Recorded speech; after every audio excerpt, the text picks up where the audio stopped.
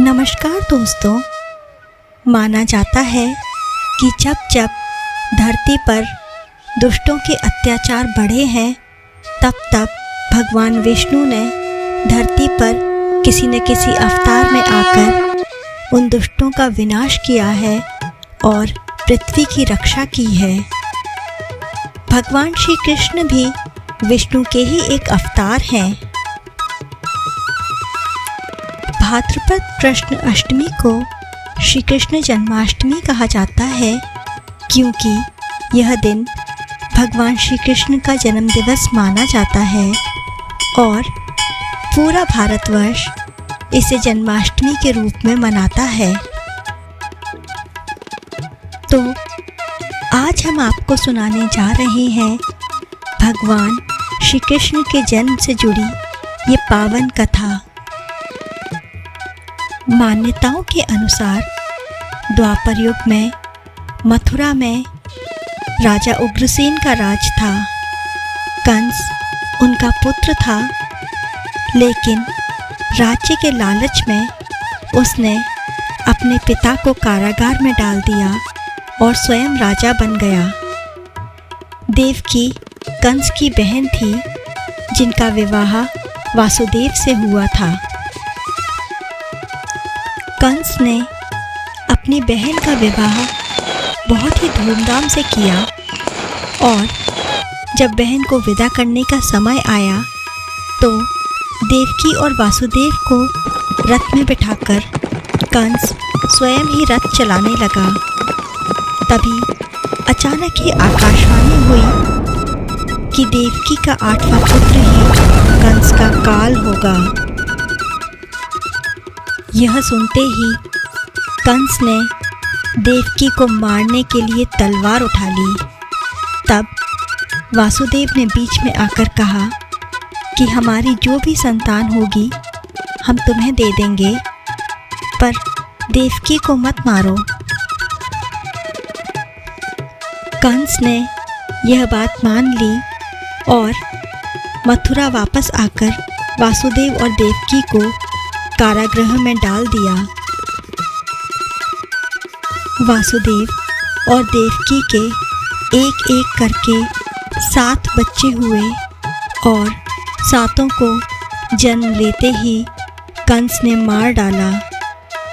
जब 8वां बच्चा होने वाला था तब कारागार में उन पर कड़े पहरे बैठा दिए गए। जिस समय देवकी को 8वां बच्चा होने वाला था, उसी समय नंद की पत्नी यशोदा को भी बच्चा होने वाला था। जिस समय वासुदेव देवकी का 8वां पुत्र पैदा हुआ, उसी समय यशोदा के गर्भ से एक कन्या का जन्म हुआ, जो और कुछ नहीं सिर्फ माया थी। जिस कोठरी में देवकी और वासुदेव कैद थे, उसमें अचानक से प्रकाश हुआ और उनके सामने भगवान विष्णु प्रकट हुए। दोनों भगवान के चरणों में गिर पड़े। तब भगवान ने उनसे कहा कि मैं ही नवजात शिशु के रूप में तुम्हारे घर आया हूँ।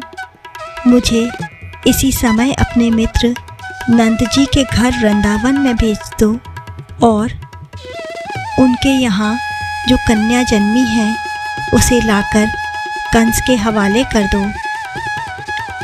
वासुदेव उसी समय नवजात शिशु रूपी भगवान को सूप में रखकर कारागृह से निकल पड़े।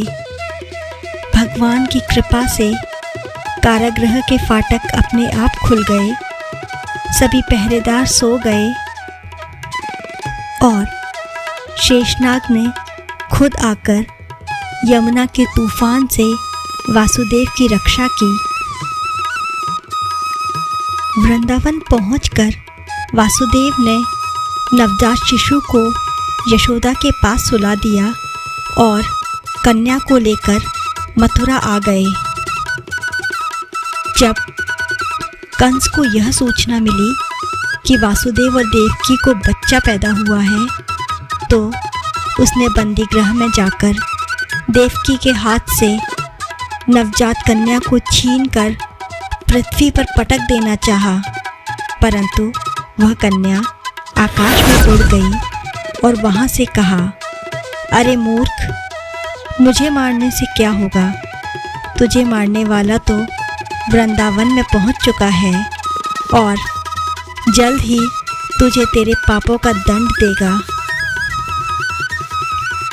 इसके बाद कंस ने श्री कृष्ण का पता लगाकर उन्हें मारने के कई प्रयास किए, लेकिन हर बार नाकाम रहा और अंततः श्री कृष्ण ने कंस का वध कर दिया और महाराज उग्रसेन को फिर से मथुरा का राजा बना दिया।